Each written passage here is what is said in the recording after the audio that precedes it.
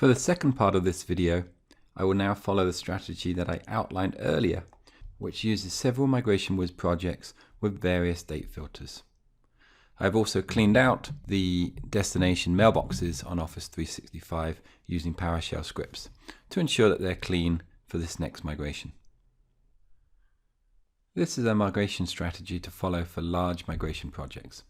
This strategy will ensure that throttling limits will not be hit, for example, when migrating from Google Apps. It will also allow you to migrate a large number of users in one batch rather than having to set up forwards and mail routing. So you'll follow a strategy similar to the one that is outlined in this slide.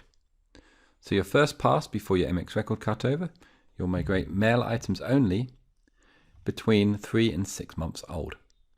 Then you'll do your MX record cutover, and then after doing the MX record cutover, you'll migrate just calendar and contact items, and then you'll migrate the most recent mail items only, and then the 2 subsequent passes will migrate all the remaining mail items. This video will show you the steps to perform this when using the Migration Wiz UI. Typically, however, for very large migration projects, in the realm of 1,000 users upwards, we recommend using Migration Wiz SDK so that PowerShell scripts can be used to automate all of these steps. You can work with your regional BitTitan partner technical specialist to obtain sample scripts and assistance, should you prefer to use PowerShell rather than the UI. With this strategy, you will create your Migration Wiz project in the normal manner. Let me quickly show you that.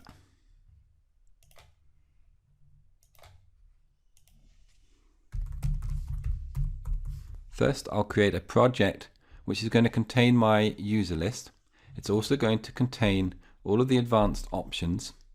And then once I have that, I can use that project to clone all the other projects, and then I'll be setting the date filters within those cloned projects.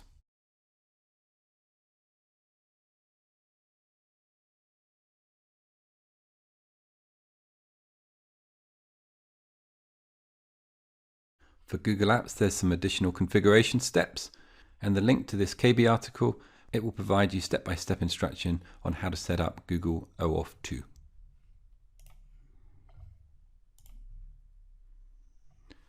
Next, I will quickly add the users.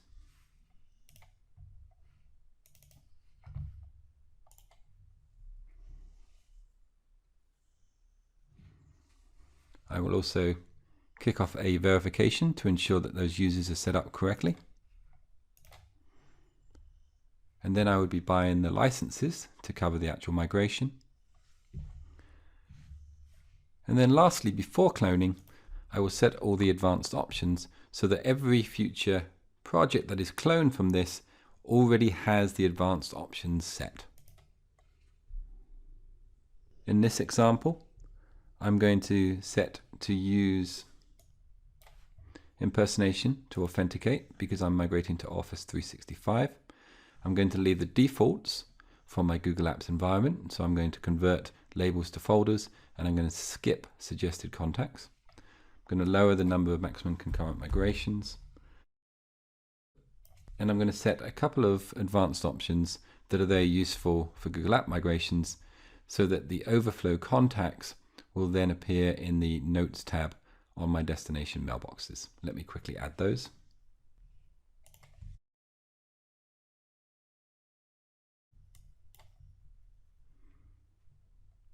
Once you are happy with all of your advanced options, hit Save Options. If I refresh, I can see that the first verification has completed and the second one will complete very shortly. Now that it's completed, I'm ready to clone the project. For this, all I do is select Edit Project, Clone Project, and now I'll provide a new project name. I like to standardize the format of these names so that they always contain something like customer name, item type, and the date filters that are in there. So I'm going to create 5 different projects. The first one will be with a date filter current to 3 months, the next one 3 to 6 months, the next one 6 to 12 months, the next one greater than 12 months, and then the last one will have no date filters and it will be used for just calendars and contacts. Let me quickly show you those being created.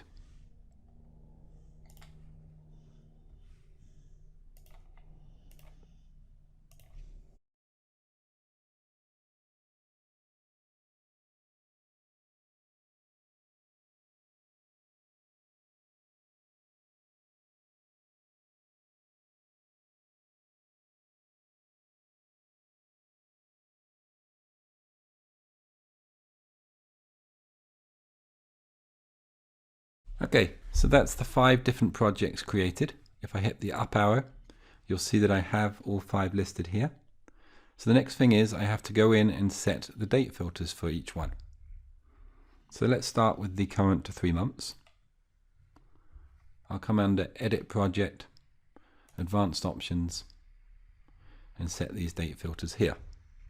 Let me do this for each one. Just watch on the screens while I do this, and then we'll continue on once they've all been set. So the first project I have is current to 3 months. So if today's date is August 21st, 2015, I'm going to go back 3 months from there.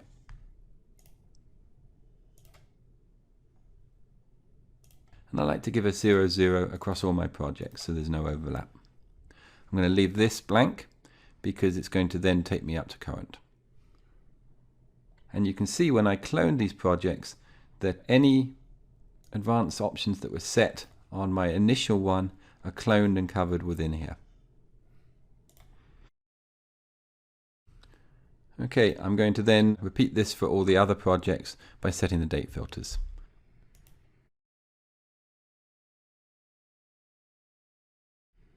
Okay, so this one is 3 to 6 months. Today's date is August 21st, so that will be from February the 21st through to May the 21st.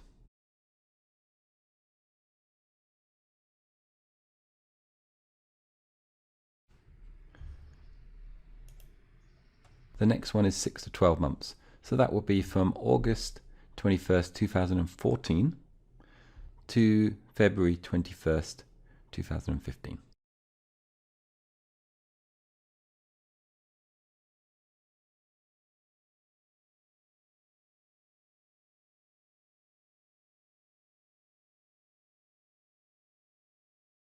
For this one, it will be all items older than 12 months.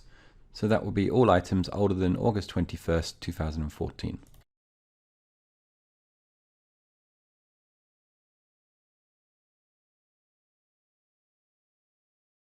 And then you can also see that I have one for calendar and contacts, but I'm not going to set any date filters on that.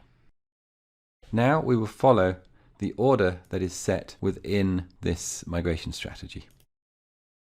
So first we're going to do 3 to 6, then the MX record, and then in this particular order. So you will go back to your original user list project, and that is the project that contains your users. You'll select them all, click on the move icon, select the project name that is first on your list, the 3 to 6 months, and then move items. Now you'll switch to this project, and you'll see the users are now moved into that project. You will then select all users, hit start, and now with this migration strategy you're going to be doing a full migration. However, you're going to deselect contacts and calendars, and so you're going to migrate just the mail items, and this will include the date ranges that were set under the advanced options. So this will migrate just the mail items between 3 and 6 months old. It's very important you don't forget to deselect calendars and contacts, but leave email selected. Note, you cannot do just a pre-stage migration pass here because this does not allow you to set advanced options date filters. Pre-stage migration passes only allow the option to migrate items older than a certain date. Okay, so that pass has completed. You'll see that there weren't too many messages between 3 and 6 months for each of these test mailboxes. However, once complete, your next step is to perform your MX record cutover at the planned time. That's out of the scope of this particular video to show you how to do your MX record cutover. However, once you have performed your MX record cutover, it'll be time to do the next pass. As per the strategy plan, this pass is to migrate just the contacts and calendars with no date filters. From this, you will move the items from the 3 to 6 month project into the calendar and contacts project. So you'll select the items, click on Move, select your project, and move the items. Now you'll switch to that particular project. The items are in there, and then you can perform your migration. So you'll select them, hit Start, hit Full Migration, and then be very careful here. You're going to deselect mail items because in this pass we just want to migrate contacts and calendars. If you do not deselect mail items, then this pass will take a very long time because it will be migrating all the mail items with no date filters that weren't migrated previously in that previous migration pass. Hit Start Migration and it will begin. Note, all items that are migrated are watermarked. This prevents duplicates from being created when running multiple passes. When moving items between projects, all the watermark and migration statistics will also be moved into the new project.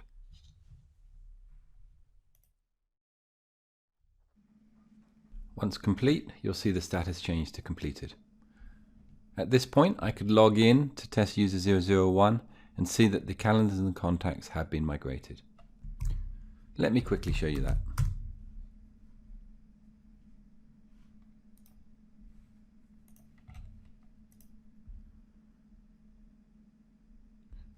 And here are all my contacts that have migrated.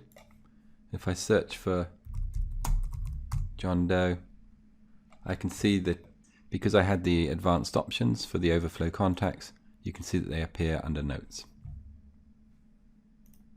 Okay, let's continue. So now I will move the items into the current to 3 months project as per the migration strategy. Select the items, click on Move, and then select current to 3 months. Move items, and then I'll come back out and then go back into that current to 3 months. So here they are. And now I'll do a Start Full Migration. And for this pass, I can actually leave all items selected and in all subsequent passes because the contacts and calendars were migrated in the previous pass. Since we mark all migrated items with watermarks, this will not cause duplicates at the destination.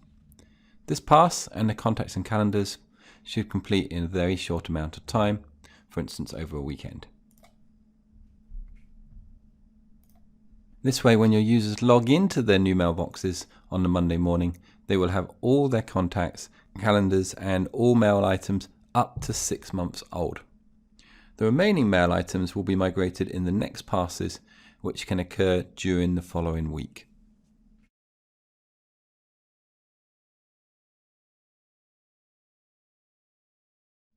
So this pass is just completed.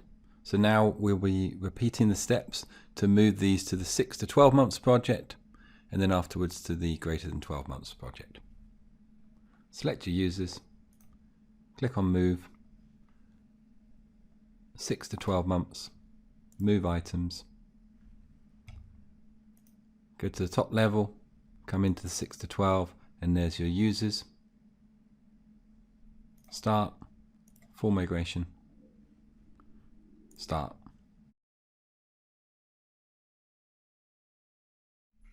Okay, now that that has completed, I will move these to the project that is set with a date filter for older than 12 months.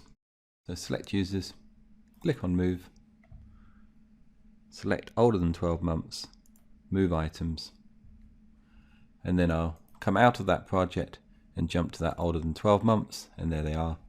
And so now I can begin that migration as well.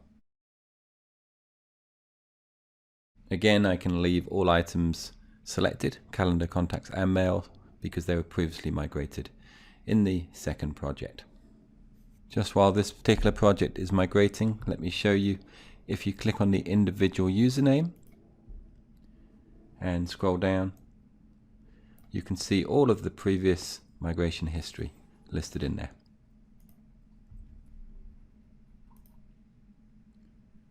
And this one will just run through to completion. And with that, I'll end this video. Thank you for taking the time to watch this video.